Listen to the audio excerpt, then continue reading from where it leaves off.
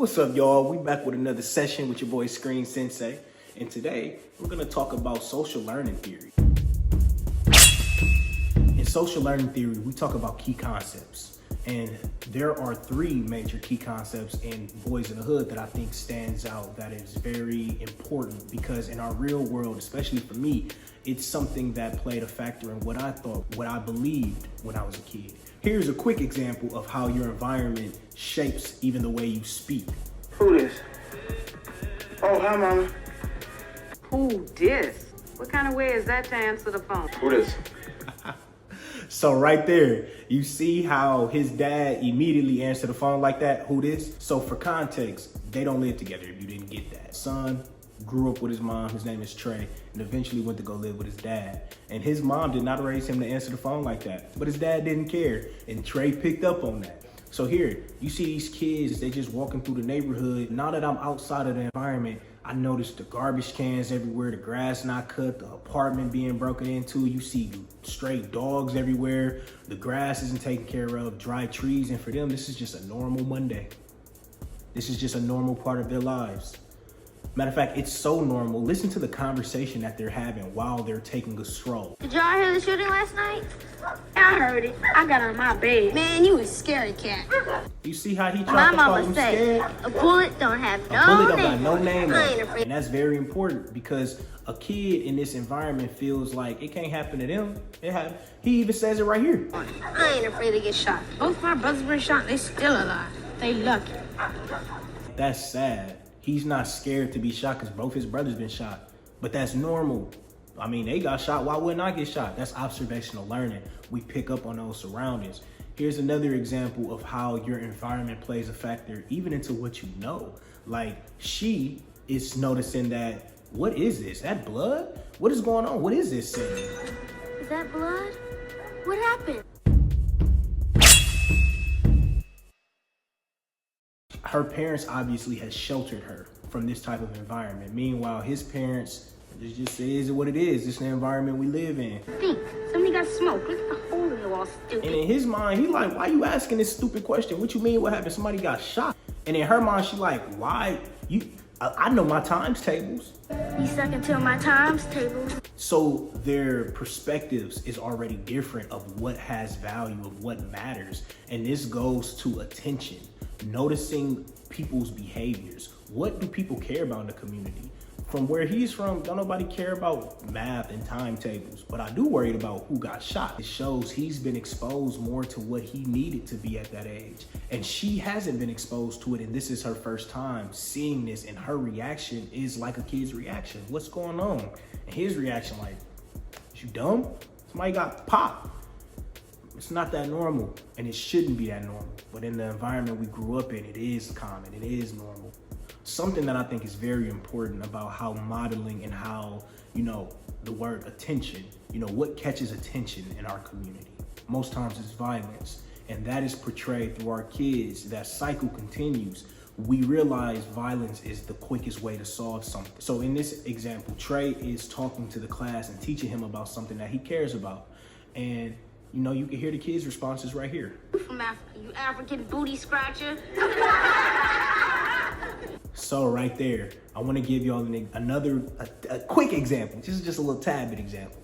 When we're looking for reassurance, affirmations, positive reinforcements that we're doing the right thing, what do? We look around. That's what he just did right here. That's another example of how your environment plays a role into your behaviors. If the rest of the kids didn't laugh at what he said, he probably wouldn't say it again. And then this wouldn't happen. Look, I'll kick your ass. Okay, boys, that's enough. Count to 10 and be quiet. I'll get my brother to shoot you in the face. So you see how his first response, his first reaction was to say, I have my brother shoot you in the face. And how Trey's first reaction was, I'll kick your ass. These are both examples of reproduction. In psychology, reproduction means the ability to imitate the behavior. And they both have the ability at this age to imitate the behavior. And they are getting positive reinforcements from their classmates. They are feeding into this. And that in itself is allowing them to feel like they're right. They're doing the right thing. But you know what else has them feeling like they're doing the right thing? Their community. Check this out. On Trey's way walking home, he sees this interaction. As I was saying, he's highly intelligent. He has enormous vocabulary. It's just that, Yes, go on. it's just that he has a very bad temper. It's going to be difficult for him to interact with the other children. Perhaps like. So you see how they gambling. They already in the middle of the street, taking up the road, taking up the block. Get off the block, brothers, get off the block. As Trey is walking home, you can see how his environment creates the reinforcement that violence is okay. We handle problems through violence. So why would I do anything different? That's, again, observational learning and now reproduction, being able to imitate the behavior. But luckily, Trey has a mom that cares. This is important to your environment because the outside world can be very chaotic and very hectic. But if you have inside the house stability, it can change everything. And that's what this story is about. How the negative influences, the negative ways of the world can impact you to a point that it feels like you have no choice. But in reality, the ability to break free from negative influences and rise above the constraints of your surroundings, that's something that Trey did at the end of this. And it all was shaped throughout his environment, his reality, not hiding him from the truth, but allowing him to understand you have a better foundation in that. But let's see how Trey handled things as he changes environments.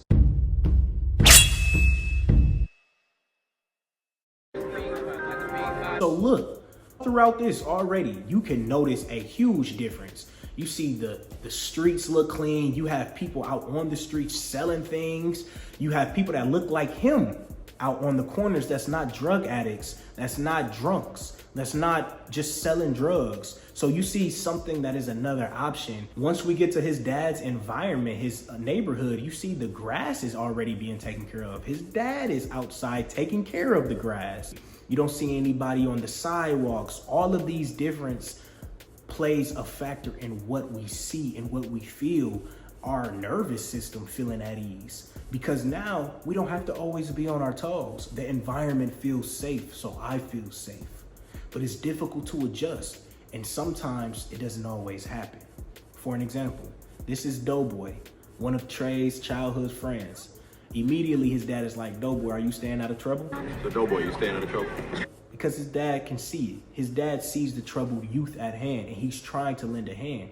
That's something that Trey notices right here when his dad is offering him a job. I give you $5 for the whole lawn with not one leaf on it. $5. Man, that ain't shit. So we arrive at Doughboy's house, and let's see the difference in Trey's household versus Doughboy's household. Well, Doughboy and Ricky's. You just like your dad. You don't do shit, and you never gonna amount to shit. All you ever do around So here. you see how he's just walking back and forth, kind of not really engaging in a conversation. That lets me know he's used to this. It lets me know this isn't something that's new. And that teaches him, the first person that hated me was a woman, was my mom. And if you notice throughout the movie, Doughboy refers to women in very derogatory ways, very negative ways. And in my personal opinion, it stemmed here. It could also stem from elsewhere. Just want to throw that out there.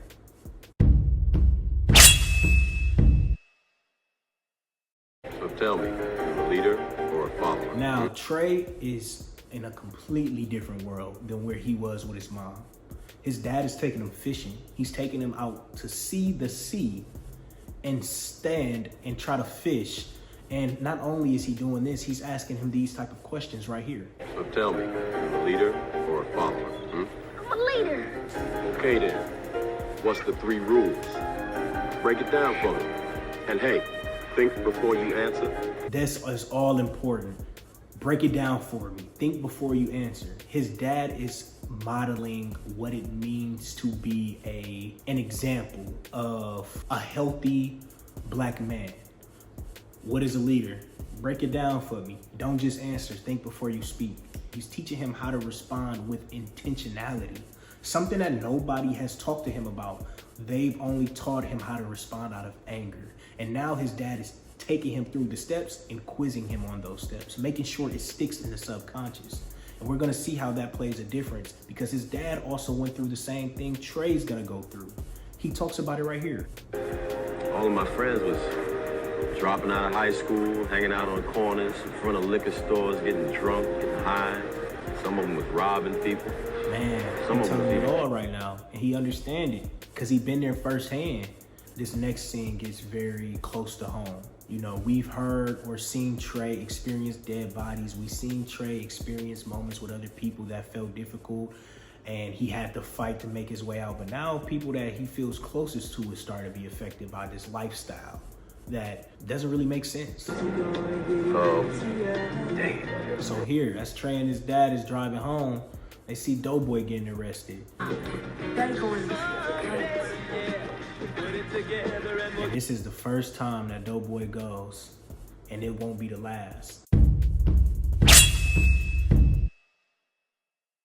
This is 7 years later.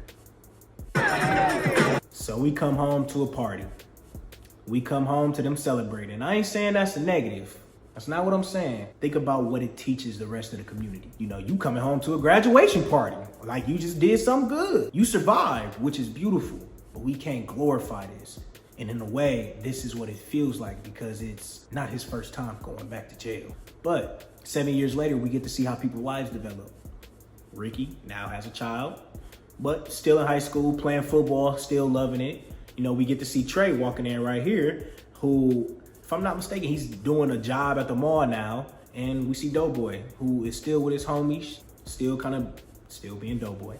And then we see Trey walk in, and Doughboy's mom immediately comes to say hi, offer him some food. But listen to what she says here. This is why observational learning and social environments play a huge factor, because it's not just negative. It can work in a positive way too. Look at this. Oh, and Trey, baby, do me a favor. Talk to Darren for me. So sick and tired of him going in and out of there. You see how Doughboy mom communicated to him? I'm tired of him going back and forth. I hope some of what you got rubs off on him. That's very important, because observational learning doesn't just impact people in a negative way, it does in a positive way. Something that I think is very important to be aware of is your environment and how it constantly affects your nervous system. So being in a state of fight or flight is normal when things like this happen. Huh?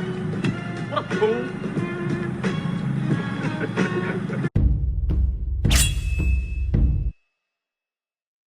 Trey, throughout the whole movie, has felt like he's behind. And that, my friends, is another example of how your environment can impact you. You know, Trey is in a position where he has no kids, he has no track record, he's doing good in school, he got a job.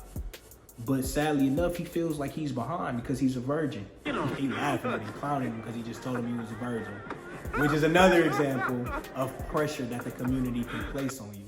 Because it's no problem being a virgin at 17. It's actually very healthy. What you afraid of, man? Being a daddy.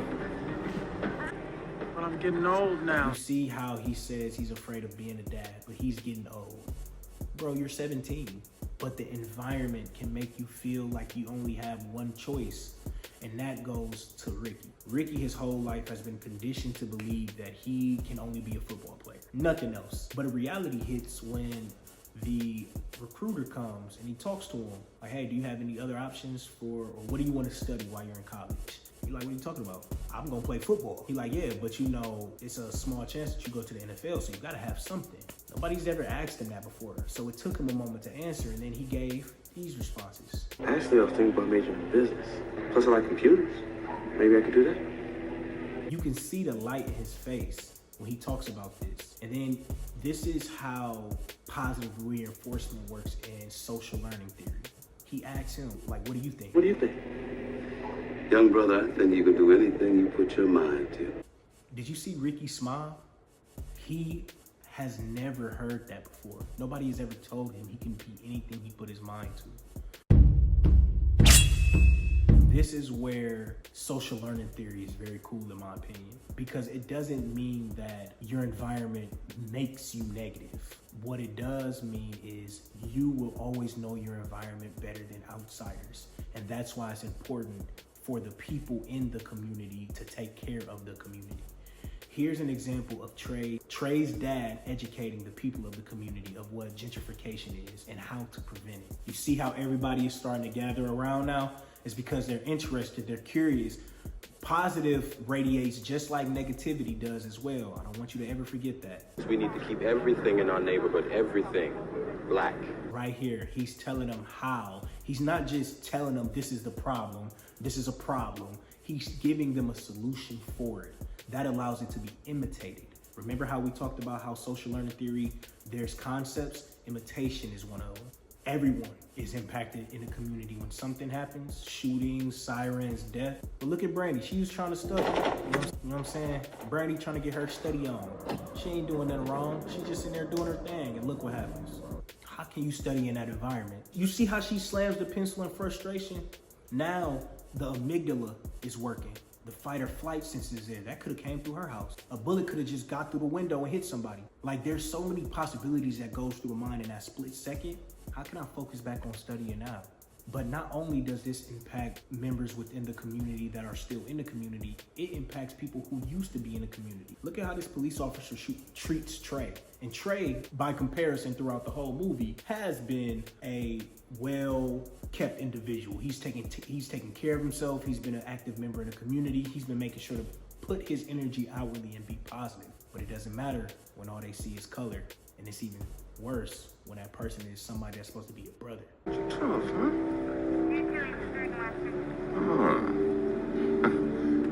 Immediately meeting him with aggression, because that's what the community calls for. Aggression meets aggression. Yeah, no. Trey's not even being aggressive. That's why I took this job. That's why he took this job. I hate little motherfuckers like you. It's crazy because you have people out there who feel this way, that take these jobs for this exact reason, and then go and police communities that they hate. All of this tension, all of this stress within the community starts to build up. And we can see right here how Trey handles it. Shit. I'm so fucking tired of this.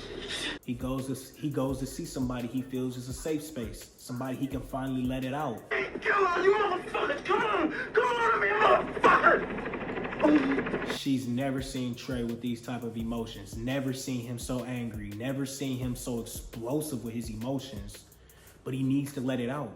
Stress has been building up since he was a kid about his community, the things that he's felt powerless to. And tonight was a very clear example of how he felt powerless, and being mindful of that is important because stress built up over time leads to death, leads to hypertension, leads to high blood pressure, leads to all of these different. Next session, we're going to talk about stress and the effects it has on the body. Let's talk about how being in the environment of this constant stress, you know, sometimes it makes people feel empowered. They feel like they know their community, so nothing's going to happen. But in reality, the little girl mentioned in the movie in the beginning, a bullet don't have name. no So name you on it. never know when your time is in this community, and this happens right here. Oh man, them fools ain't gonna wanna do nothing, man. They just showing out and shit.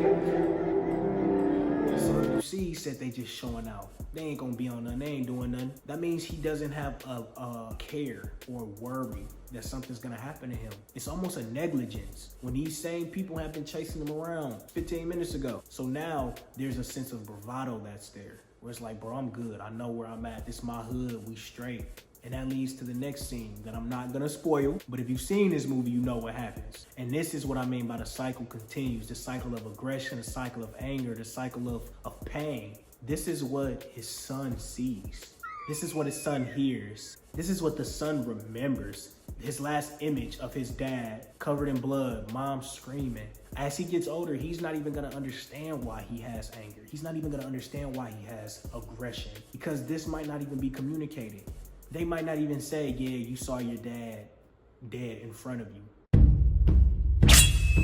Do you remember in the beginning how I mentioned the ability to break free from negative influences and rise above the constraints, the chains of your surroundings? This is where we see that come to a point. Throughout the entire movie, we've seen Trey's dad hold Trey to different standards. Trey's dad being there. Trey's dad not allowing him to just do anything, which leads to this moment right here. Trey is looking for a gun. He's ready to hop on that. He's ready to get into a situation that can't be undone. And his dad knows this. And his dad is trying to talk sense into him logically. He's telling him, Trey, what are you doing? Constantly reassuring him where he's at. Trey, where are you? Trey, what are you doing? Trey, you think you a big mad? Right here. Oh, you bad now. You bad, you gotta shoot somebody. Oh no, you wanna end up like Doughboy, huh? Give me the motherfucking gun, Or Trey. you want to end up like Doughboy, who has been in and out of prison, been in and out, going and losing people, seeing his little brother just got killed. Now he's having a hard time. He has to decide, what do I choose? Do I choose this hate?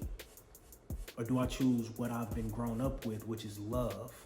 And that, my friends, is the one thing that I think is important for our community to recognize, is that the only thing stronger than hate is love.